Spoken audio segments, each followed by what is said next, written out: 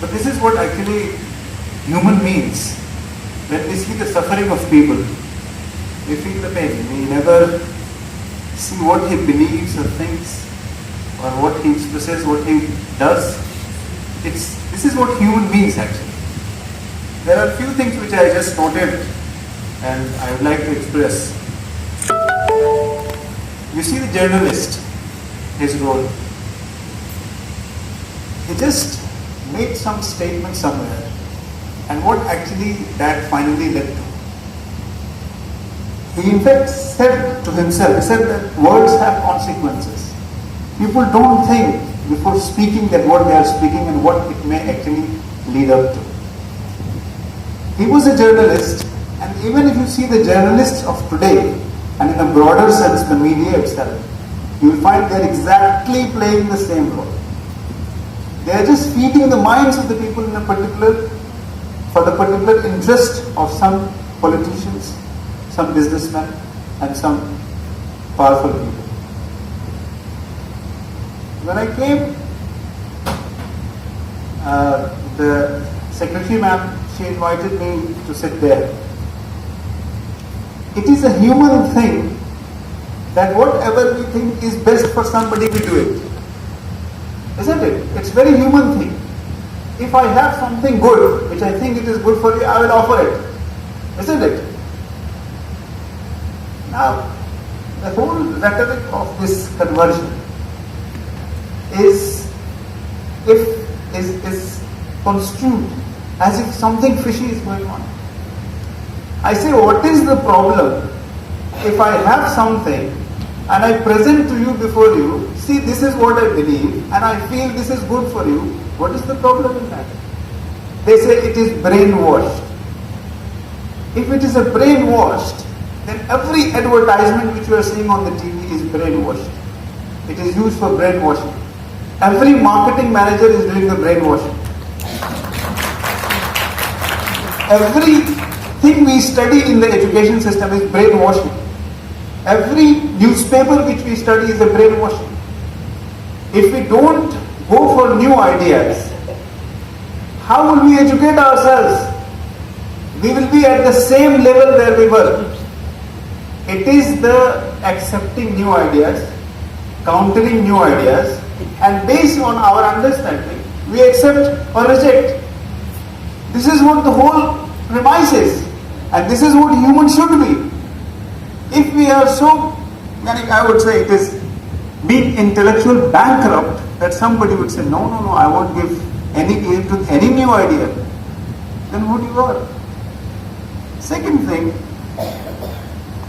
is that forceful conversion. I think it is a myth. There is no forceful conversion. It cannot happen.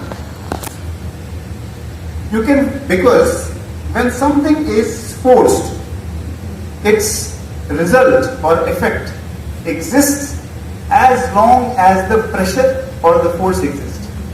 When the force is over, person will get back to its old thought.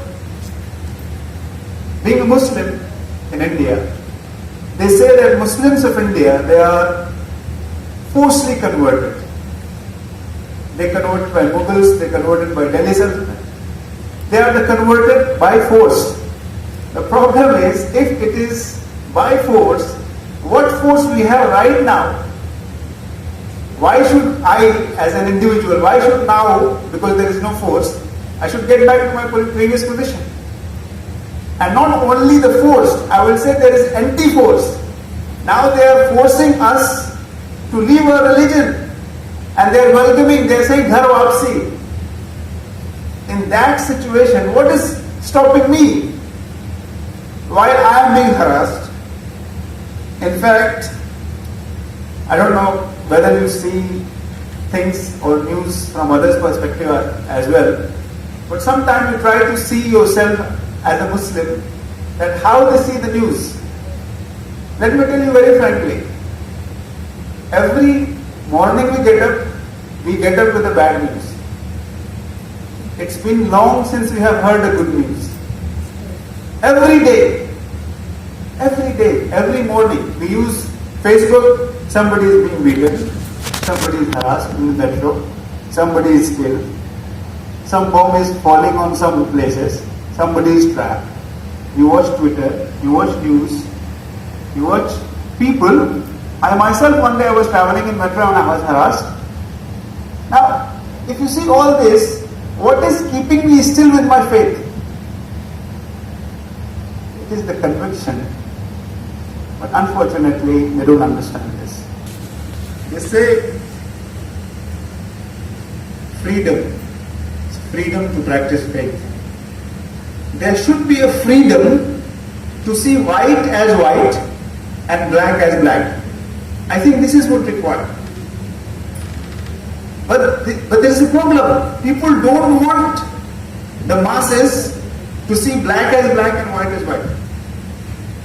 They are making whole cooked up stories. You must have heard the term Islamophobia. This journalist, when he spoke to the village, what he created? It was a phobia. It was a phobia of Mr. Stent. It was a phobia of Christianity. They were not looking what exactly he is doing. Leprosy, you see this, you saw everybody, we saw the whole story.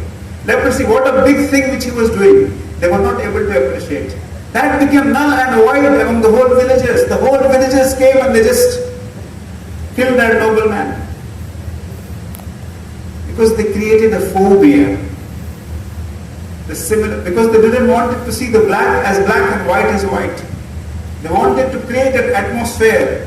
They wanted to put the glasses the way they should see. So, I think as a people of conscience, as a human being, we should allow people to see the way the things are. And let the people decide whether they want to convert to Christianity, Hinduism or Islam or whatever. Let the people decide.